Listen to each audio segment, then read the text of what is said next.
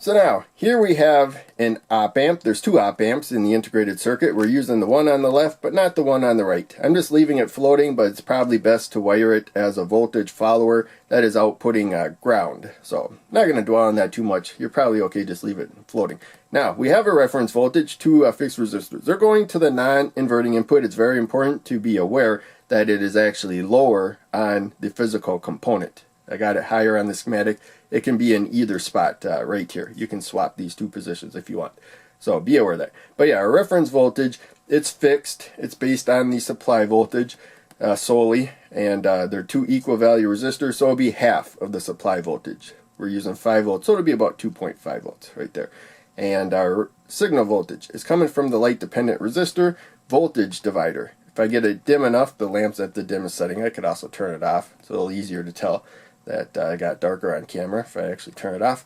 There we go, we got brighter. Now the output is low. When it was dim enough, the output was high. So the reason why it's an inverting comparator, and we're using an op amp. Comparator is not the component. There's comparator components.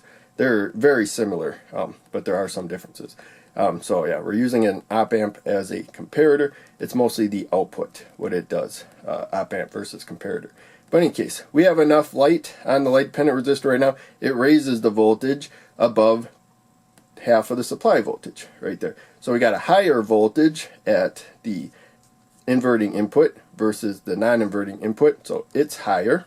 That means the output's low. It's connected to ground about as good as it can. And you can see that we got the blue LED. 1000 ohm resistor comes from the positive supply and then heads around to ground. I wire that up all the time. So I'm not going to dwell on that too much, but I try to mention that every video that I make where we got high and low outputs there. When we get it dim enough, so I can just set the lamp at the dimmest setting, and we can still see everything pretty good. The camera's not being forced to out of its range of settings right there, really. So in any case, we got a low enough light level now.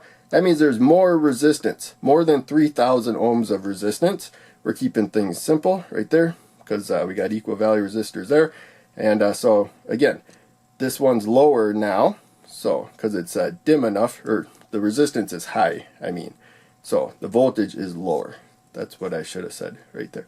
And there's less resistance down here. We got more than 3,000 ohms of resistance. So low input means there's a high output. Now it doesn't get to the full 5 volts. I mean, it doesn't even get all the way to ground with this particular one, unless we get rid of the load.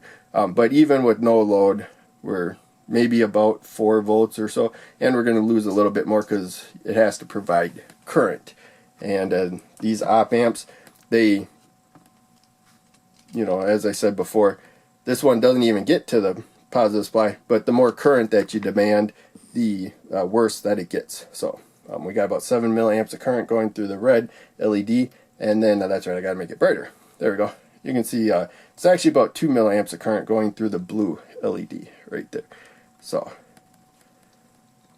power supply is not as accurate as a multimeter, but it's close enough for estimates right there. Remember, there's current flowing through here, current flowing through there. Current doesn't go in or out of the outputs. They just look at the voltage for the most part. There is a tiny bit of leakage current, so low that it doesn't matter in this circuit. But if you have like a really, really weak signal, you may need an op amp with higher input impedance. Impedance means the opposition to current flowing. Basically, it means more resistance. So some of them have more resistance than others. Just be aware of that.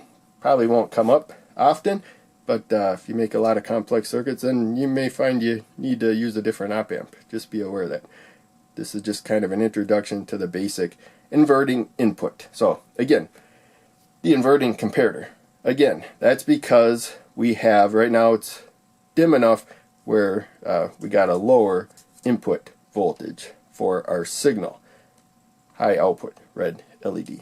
If I make it brighter, now we got a high enough voltage there, more than half of the supply, as a signal in order to set the output low, blue LED to light up.